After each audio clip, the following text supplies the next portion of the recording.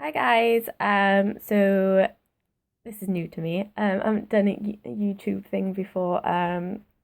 But my counselor has given me a challenge and I accepted. So my name's Katie. Hi.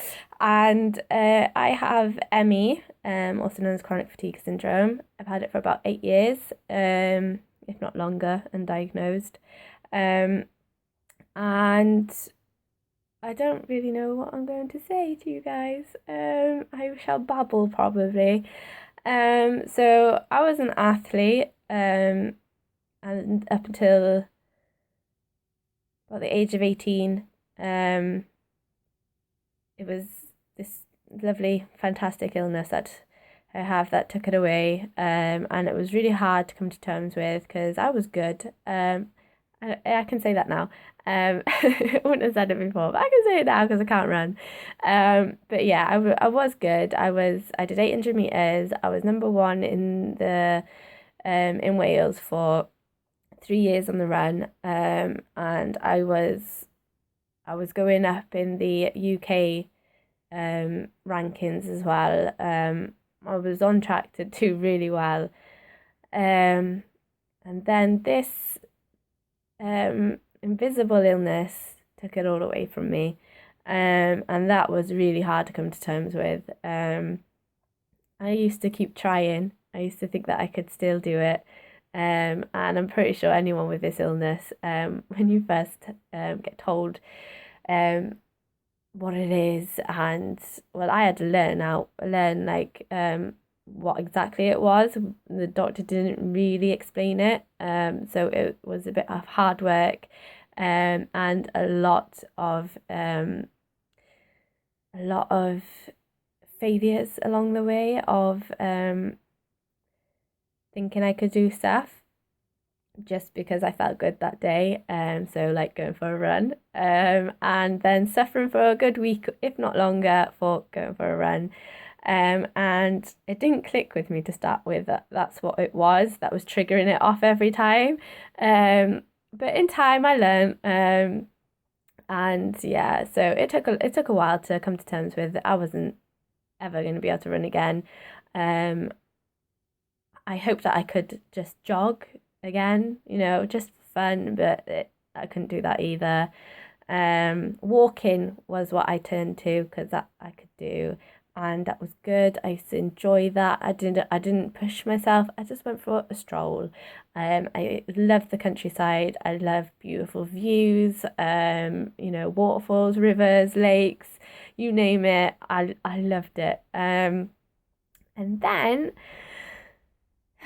just over a year ago, my legs started to I used to get pains in them, and it was new. I've never had it in my legs before, and my breathing completely went. I was only walking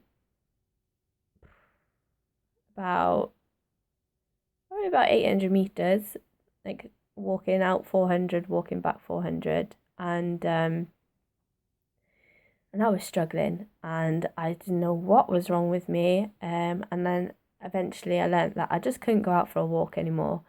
Um, and then that wasn't bad enough. I started getting these tremors, like these shakes, muscle spasms, in my legs, and and then it wasn't just my legs; it was my body as well. And I was in and out of a wheelchair, using crutches, using Zimmer frames. I just felt like a little old person, and it took a while to come to terms with that. I'm just not going to be able to go for a walk and do things that I want to do anymore. I have to live my life a lot differently to what I was.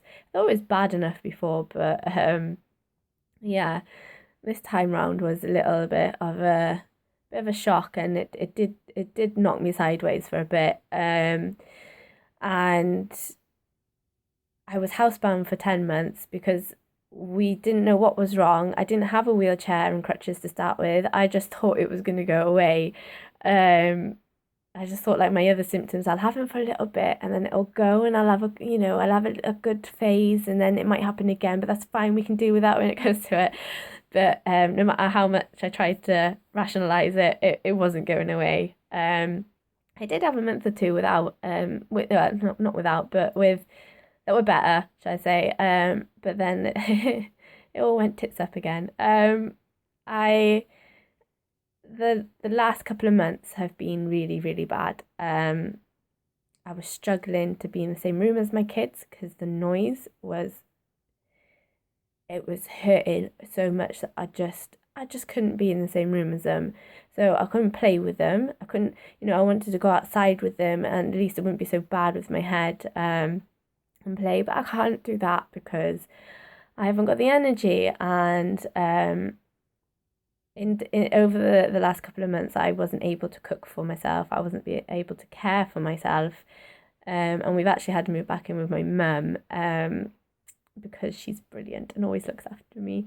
My husband is really good, but he's having to work because I can't go out and work like he can. Although the last couple of months I have started a job for working from home and I can work when I want and around my lifestyle, and it's called Juice Plus and is actually I only joined the business because of it helped me so much with it boosted my energy, it's given me much better sleep, and it's actually reduced my pain a lot. And I couldn't believe this. I'm absolutely gobsmacked by it all. And so I joined up to try and help a few other people as I go and earn some money as best I can with the abilities that I have. To be honest, I think it's the only thing keeping me sane these days. And because my legs have got so bad, and I did think they'd get a little bit better by now and things, but it hadn't happened. And I really wanted to go out and I just wanted to go for a walk and things, but I can't because even on a day where I think maybe I could with the crutches, one, I don't know how far I would get before I would need somebody to carry me home. And two, even if I did manage to do it, I would suffer so much after, and I couldn't put my body through it. I couldn't deal with the pain of it all again. So I actually got a mobility scooter, which is actually quite good fun on the flat. But when you get to a hill, it's really slow going. But I won't complain because I actually get to go out and get some fresh air, and I can like go with the kids. The kids sit on my lap sometimes when they get tired, and we go out and we collect some sticks and things so that they can make something pretty or whatever they want to do. So that's been good, and I just thought I'd share my little story with you and to stay positive, because it is really easy to get so down and depressed with this horrible illness. And I just think that